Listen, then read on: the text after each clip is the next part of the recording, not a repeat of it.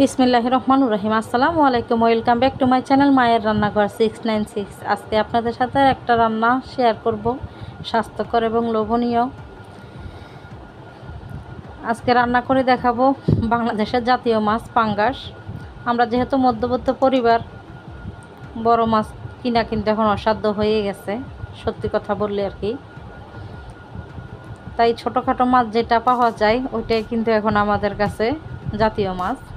যেহেতু পাঙ্গাস মাছটা বাচ্চা বড় সকলেই খেতে পারে, তাই এটাই জাতীয় মাছ। লবণ হলুদ মেখে মাছটাকে আমি কিন্তু ভাজি করে নিয়েছি। আর একটা মাছের ডিম এসেছিল, পাঙ্গাস মাছের ডিম। যারা পাঙ্গাস মাছ খান তারা তো চিনবেন, আর যারা খান না তারা চিনবেন না। যাই হোক, মাছগুলো তুলে নিলাম, কড়াইতে দিয়ে দিলাম পরিমাণ মতো রান্নার তেল, আর দিয়ে দিলাম বেশ কিছুটা পেঁয়াজ কুচি। আপনারা যারা পাঙ্গাস মাছ খান না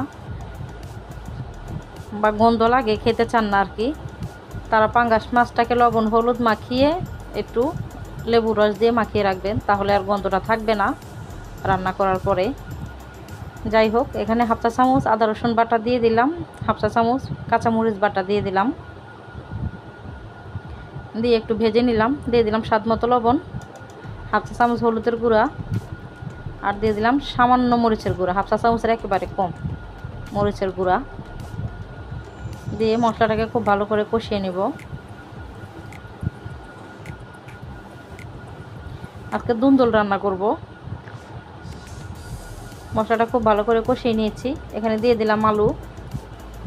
আলু ছাড়া তরকারি রান্না করলে একটু মাটি মাটি লাগে, ভালো লাগে না খেতে।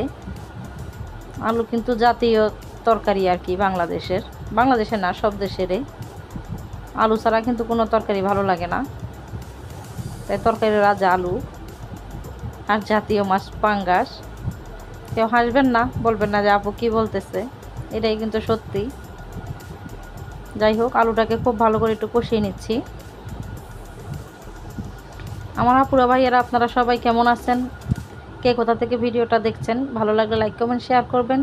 যারা এখনও ভালোবেসে লাইকটা দেন নাই, ভালোবেসে লাইকটা দিয়ে দিবেন। আর যারা লাইকটা দিয়ে ভিডিওটা দেখা শুরু করছেন, আপনাদের সবাইকে অসংখ্য অসংখ্য ধন্যবাদ। আলুটা কষিয়ে নিয়েছি খুব ভালো করে। এখানে দিয়ে দিলাম আগে থেকে কেটে রাখা দুন্দুলটা। আমরা তো দুন্দুলি বলি, এখন আপনারা কি বলেন আমি তো জানি না। এক এক দেশে এক এক নাম, আর এক এক দেশের রান্নার এক এক নিয়ম। আমরা যেমন অল্প তেল মশলায় খাওয়া পছন্দ করি, অনেকে অনেক মশলা খায়, অনেকে আবার একেবারেই খায় না। মানে এক এক দেশে এক এক রকম।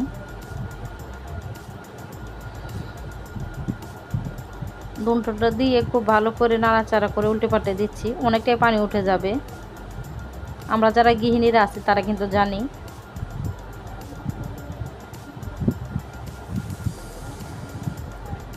আমার নতুন আপু ভাইয়া যারা আমার ভিডিওটা দেখছেন, ভালো লাগলে কিন্তু সাবস্ক্রাইব করে আমার পাশে থেকে যেতে পারেন।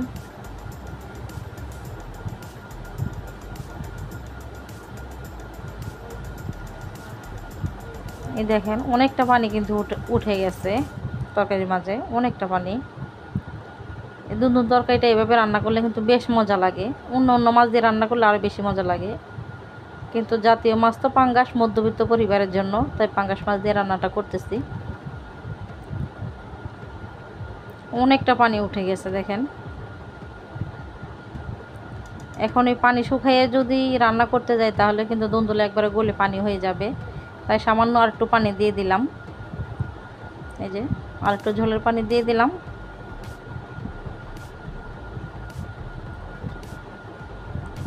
আর দিয়ে দেবো আগে থেকে ভেজে রাখা মাছগুলা, পাঙ্গাস মাছগুলা। এই পাঙ্গাস মাছটা কাটা কম হওয়ার কারণে কিন্তু বাচ্চা বড় সকলেই পছন্দ করে। যারা খায় তাদের তো ফেভারেট, আর যারা খায় না তাদের কি বলবো। যাই হোক, মাছগুলা দিয়ে দিলাম। আর পাঙ্গাস মাছের যে ডিমটা আছে ওইটা বাচ্চারা পছন্দ করে, তাই ভেজে ওদেরকে দিয়ে দিয়েছি, ওরা খেয়ে ফেলছে।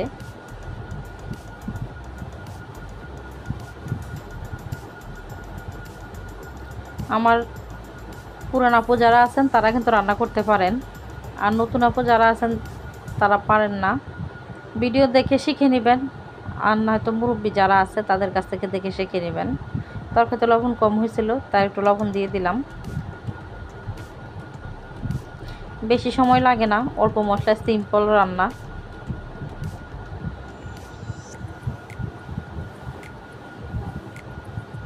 তরকারিটা কিন্তু প্রায় আমার হয়ে গেছে, আমি লবণটা চেক করে নিচ্ছি। দুন্দুল তরকারির চাইতে কিন্তু তরকারির ঝোলটা বেশি মজা লাগে। আমি আবারও লবণটা চেক করে নিলাম, ঠিক আছে। আমার আপুরা ভাইয়ারা যারা এতক্ষণ আমার পাশে ছিলেন, আমাকে সাপোর্ট করতেছেন, আল্লাহ তাআলা আপনাদের সবাইকে ভালো রাখুক, সুস্থ রাখুক।